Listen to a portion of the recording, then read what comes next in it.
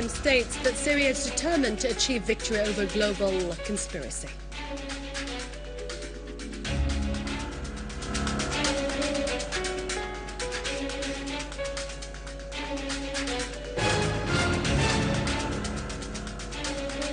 Our armed forces continue to chase terrorists throughout a country, inflicting heavy casualties among them.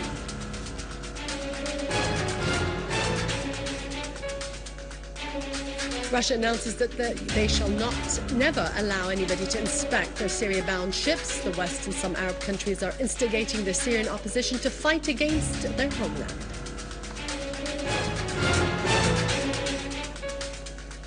And 18 demonstrators are wounded in Al-Qutaif with the bullets and gas of the Saudi forces.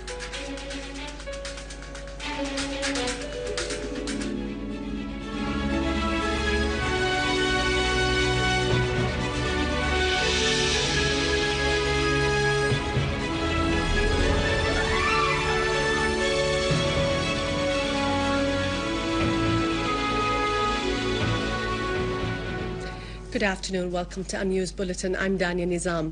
In a joint press conference with Iranian counterpart Ali Akbar Salehi in Tehran today, foreign and expatriates Minister Al-Moallem said the Syrian people are determined to achieve victory over the global conspiracy hatched against Syria and the Syrian army, adding that the Syrian people will continue facing the terrorists.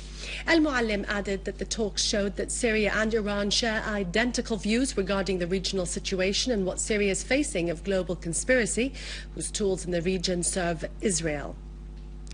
Al-Moallem added that the Syrian people are being exposed to a systematic media provocation, yet they are steadfast despite the inhumane siege imposed by the USA and the EU countries and the states of the so-called Arab League, which fight the Syrians with their living. Minister Al-Moallem stressed that Syria possesses defense capabilities sufficient to defend each grain of its soil.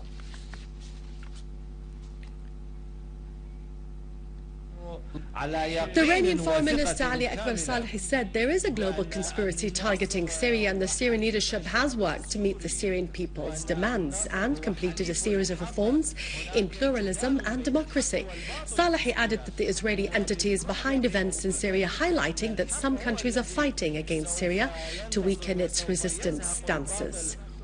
Salehi also stressed that Syria seeks to restore security and stability to the region. The region's countries shouldn't move in the wrong direction because there would be consequences that could affect the whole world, not only the region.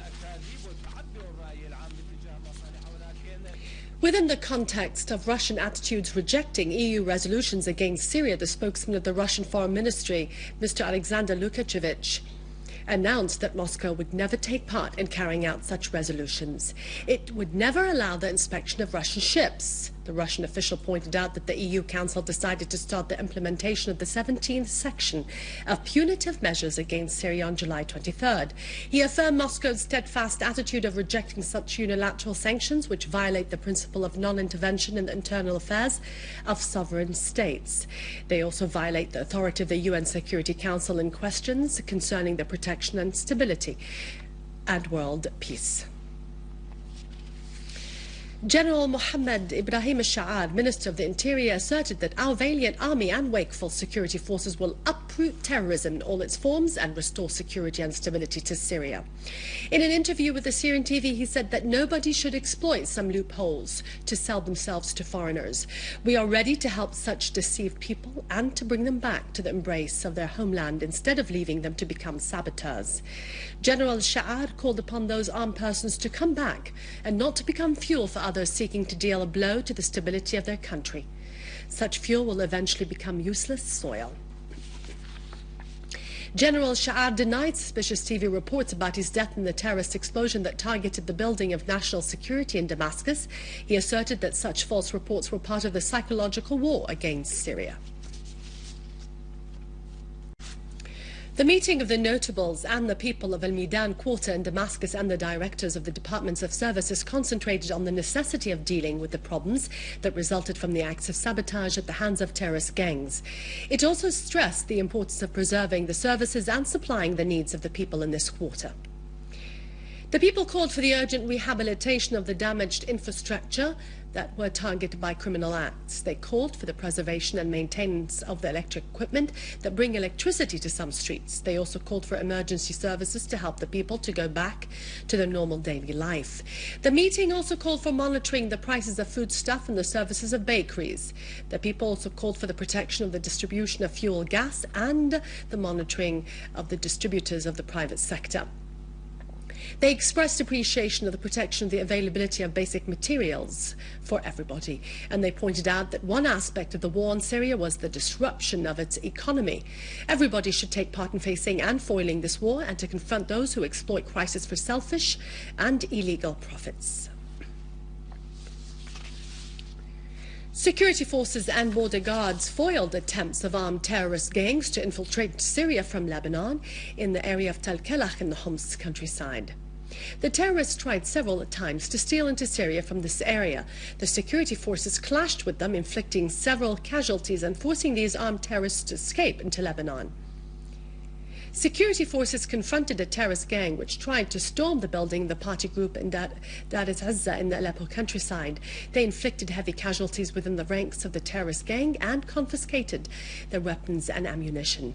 Another unit of our armed forces clashed with armed terrorist groups in the quarter of Salehi in the city. Several terrorists were killed or wounded. The security forces also arrested 4 terrorists who were carrying 2 wounded terrorists. They also confiscated the vehicle which was used by those terrorists.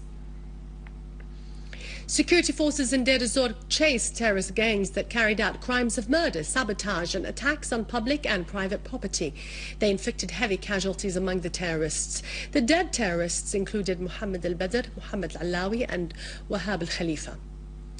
After the locals called for help, our armed forces raided the hideouts of the terrorist groups in the Ghab area and arrested a number of leaders and members of terrorist groups and caused them heavy losses.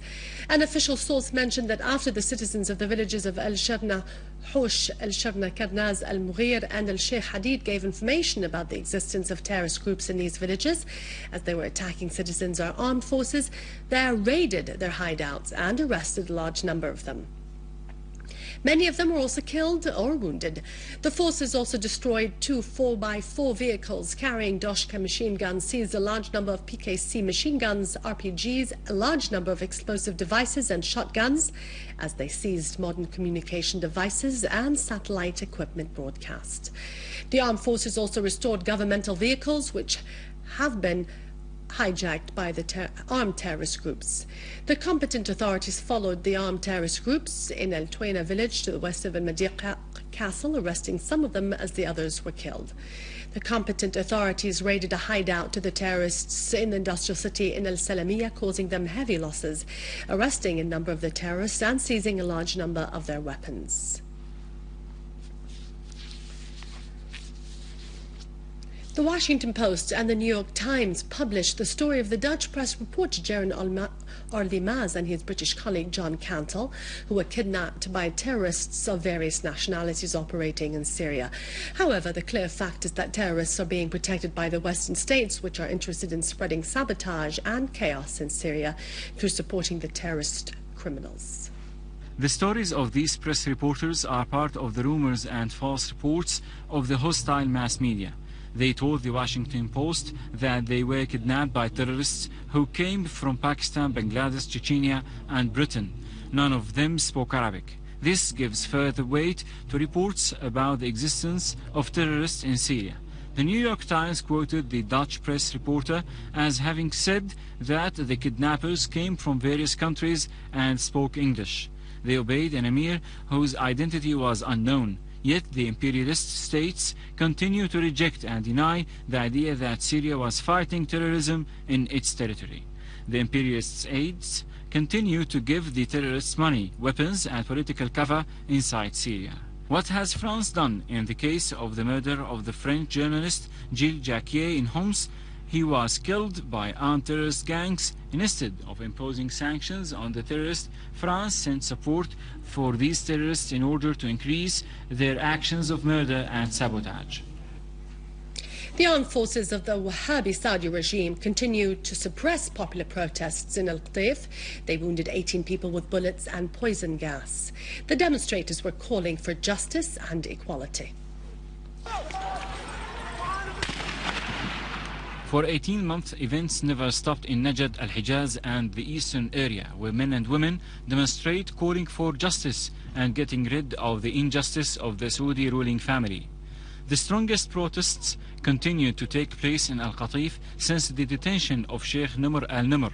The director of the area of southern Jazan asserted that the Wahhabi Saudi regime detained more than 21,000 citizens in 1 month under false pretexts. The Saudi regime has turned Najd and Al-Hijaz into private property and forced the country to serve the projects of the West and to implement the Israeli plot of the so-called New Middle East. The Arabs should realize the danger of the Wahhabi extremism hiding in the darkness of backwardness, supported by some GCC regimes such as the Qatari regime headed by Al-Thani family. And with this, we conclude our news bulletin for today. For more news about Syria and the region, you can visit our website, syriaonline.sy. God bless you and God bless our beloved country.